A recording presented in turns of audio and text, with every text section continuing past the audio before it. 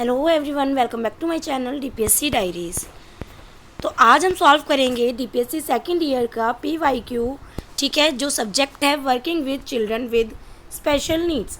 ये question paper exam में 100 marks का आता है, तो आपको 100 मार्क्स का क्वेश्चन पेपर आपको देखने को मिलेगा ये एग्ज़ाम में।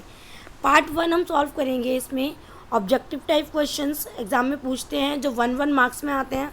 तो आइए स्टार्ट करते हैं फर्स्ट क्वेश्चन से। Give one cause of developmental delays. आपको कॉज बतानी है डेवलपमेंट डिलेज की।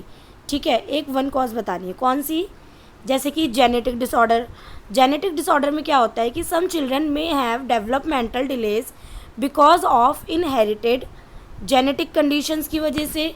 ठीक है, जो अफेक्ट करता है ग्रोथ और लर्निंग को। ठीक है, बच्चे की ग्रोथ को अफेक्ट करता है, प्रॉपरली ग्रोथ नहीं होती है और बच्चा अच्छे से लर्न नहीं कर पाता है। ठीक है, तो ये हो गई डेवलपमेंट डिलेज जो जेनेटिक होती हैं, जेनेटिक डिसऑर्डर। नेक्स्ट है second, name one professional involved इन सपोर्टिंग स्पेशल एजुकेशन नीड्स। आपको इसमें बताया मतलब इसमें पूछा है कि कौन सा प्रोफेशनल होता है जो इन्वॉल्व होता है स्पेशल एजुकेशन वाले जो बच्चे होते हैं, स्पेशल एजुकेशन नीड्स वाले, जो उनको सपोर्ट करता है। वो है स्पेशल एजुकेटर। स्पेशल एजुकेटर का क्या काम है? A special educator helps children with disabilities by using suitable teaching methods. ठीक है, जो स्पेशल एजुकेटर होता है वो हेल्प करता है बच्चे को उसकी डिसेबिलिटी में। ठीक है, सुटेबल जो होते हैं मेथड्स का यूज़ करना, टीचिंग मेथड्स का यूज़ करना और बच्चे को लर्निंग कराना, उसकी प्रॉपर ग्रोथ होना, उसका डेवलपमेंट होना, सब चीज़ कराता है स्पेशल एजुकेटर। ठीक है, नेक्स्ट है third, crippled children are always visually challenged. Yes और नो, मतलब कि अब ये ट्रू फॉल्स है। जो क्रिपल्ड चिल्ड्रन होते हैं यानी कि जो विकलांग होते हैं, अपंग होते हैं, ठीक है, वो बच्चे विजुअली चैलेंज्ड होते हैं ऑलवेज। येस और नो, तो इसका होगा answer no.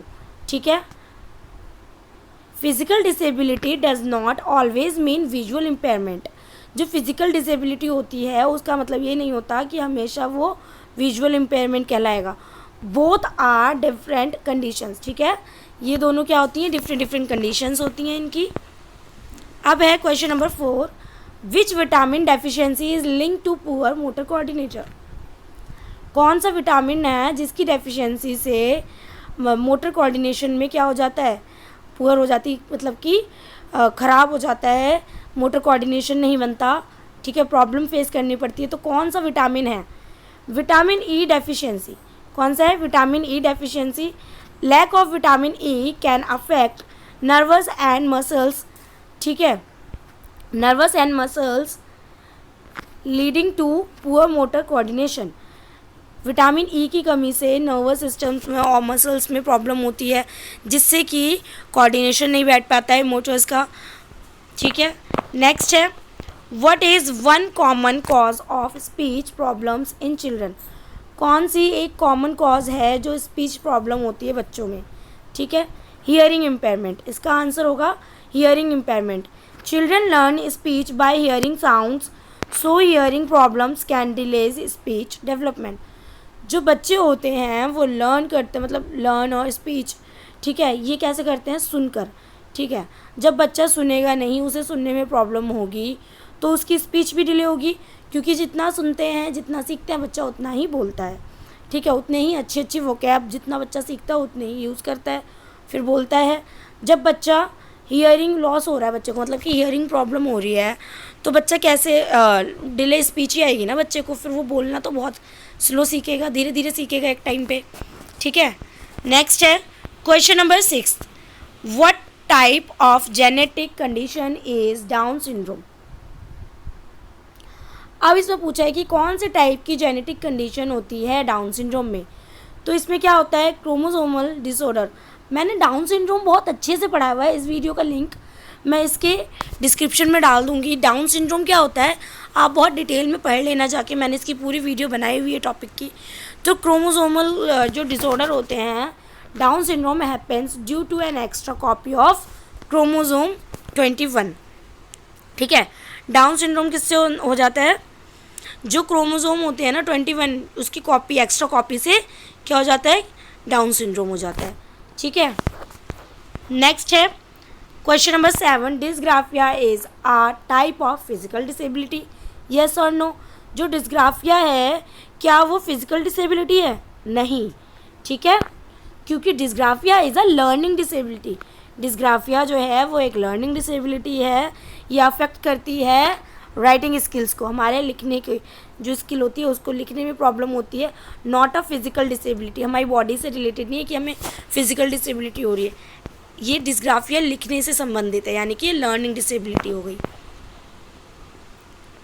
Question number 8, is team teaching important for special children. जो टीम टीचिंग होती है वो इम्पॉर्टेंट होती है स्पेशल चिल्ड्रन के लिए, यस और नो?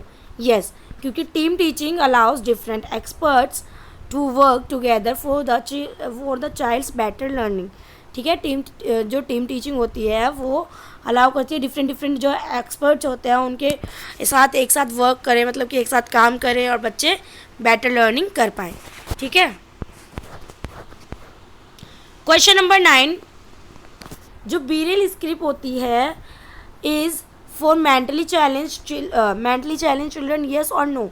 नो, क्योंकि जो braille is used for visually impaired children, not for intellectual disability. जो ये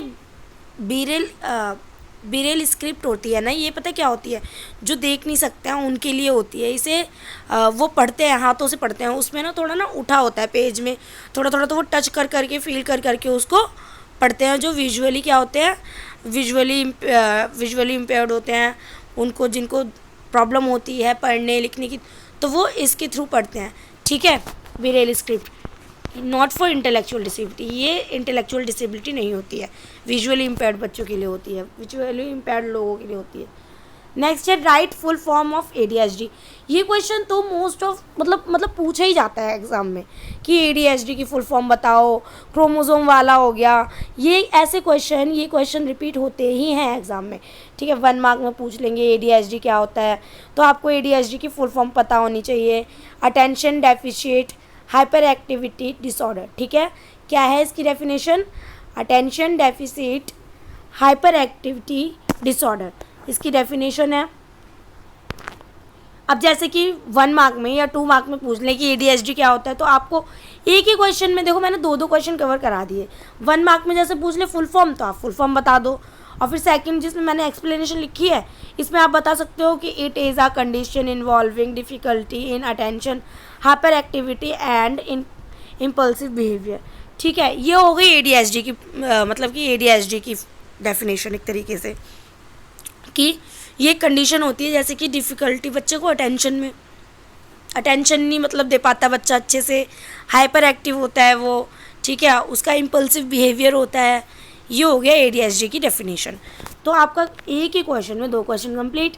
अगर क्वेश्चन एग्जाम में आता है, अगर 2 मार्क्स में एक्सप्लेनेशन पूछ ले, आपसे डेफिनेशन पूछ लें, तो आप ऐसे बता सकते हो, और 1 मार्क में आप ADHD जो है इसकी फुल फॉर्म बता सकते हो, और 1 मार्क में आपसे ट्रू फॉल्स भी पूछ सकते हैं। ठीक है, आई होप आपको ये क्वेश्चन समझ में आए होंगे। ये सभी 1 मार्क के क्वेश्चन हैं जो एग्जाम में पूछे जाते हैं। पार्ट 1 जो होता है वो सभी 1 मार्क के क्वेश्चन पूछे जाते हैं, उसमें ट्रू फॉल्स, फिलअप्स वगैरह ऐसे क्वेश्चन मोस्टली पूछे जाते हैं। तो आई होप आपको ये क्वेश्चन समझ में आए होंगे, वीडियो पसंद आई होगी। वीडियो अगर पसंद आए तो वीडियो को लाइक करें, चैनल को सब्सक्राइब करें, जितना हो सके उतना शेयर करें DPSC सेकेंड ईयर और फर्स्ट ईयर वालों को। फर्स्ट ईयर जो DPSC फर्स्ट ईयर वाले बच्चे हैं उनके तो मैंने टॉपिक इतने सारे कवर करा रखे हैं, पढ़ा रखा है मैंने सभी टॉपिक्स को। अगर आप चाहें तो जो DPSC फर्स्ट ईयर के बच्चे हैं आप उनको भी बता सकते हैं मेरे चैनल के बारे में। और जो भी बच्चे फेस कर रहे हैं किसी भी प्रॉब्लम को, जैसे कि कोई टॉपिक उनको कवर नहीं हुआ है या कोई भी किसी भी मतलब कि किसी भी कंडीशन में रह गया हो, तो आप जाइए, प्लेलिस्ट बनी हुई है हर एक सब्जेक्ट की। मैंने 1 बाय 1 एक टॉपिक बहुत अच्छे से समझाया हुआ है। DPSC फर्स्ट ईयर के सभी क्वेश्चन पेपर को मैंने कवर कराया है, PYQ सॉल्व कराए हैं। तो जो भी बच्चा DPSC first year second year में है उनको शेयर करिए और वीडियो को लाइक करिए, जिससे मुझे मोटिवेशन मिले। Thank you for listening. मिलते हैं नेक्स्ट वीडियो में, पार्ट 2 सॉल्व करेंगे उसमें। ठीक है।